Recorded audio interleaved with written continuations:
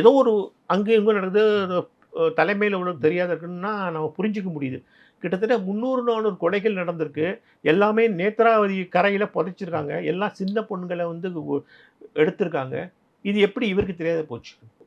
1995லேருந்து 2014 வரை அங்க வேலை பார்த்த ஒரு சானிடேஷன் ஒர்க்கர், துப்புரவு தொழிலாளி, அவனால தாங்க முடியல அவனால. என்னடா நம்ம பாட்டுல வந்து நம்மள்ட்ட அவர்ட்ட சொல்றதெல்லாம் உத்தரவு என்னன்னா, ஒண்ணு பரி இல்லன்னா பர்ன். ஒண்ணு புதைச்சிரு இல்லன்னா எரிச்சிரு. அவ்வளவுதான் உத்தரவு. யார் என்னன்னு கேட்க மாட்டாங்க. அவருக்கு ஃபோன் வரும். இன்னைக்கு சாயந்தரம் ஒண்ணு வருது. ஒரு சடலம் வருது. ஒண்ணு பரி இல்ல பர்ன். அவ்வளவுதான் விஷயம். அவர் செஞ்சிடணும். இது செஞ்சு அவர் தாங்க முடியல. ஏன்னா பார்க்குறார்ல அவரு. ஏன் சின்ன பொண்ணு கை கால்லாம் அதாவது அத நிர்வாணப்படுத்தி, அது உடம்பெல்லாம் ஏதேதோ பூசி வச்சிருக்கானுவ.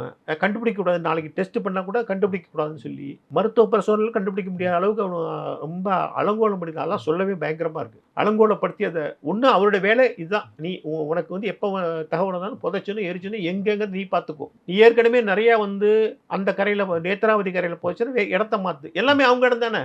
இந்த மாரி இல்லீகலா பண்ணும்போது சுடுகாடு எங்க போறது? இது மாரி பண்ணிட்டே இருந்திருக்காங்க. அவன் தாங்க முடியல அவனால. என்னதான் அவனும் மனுஷன் தானே. அவனால தாங்க முடியல. அவன் அப்ரூவர் ஆயிட்டான். இப்ப அவனுடைய உயிருக்கே ஆபத்து.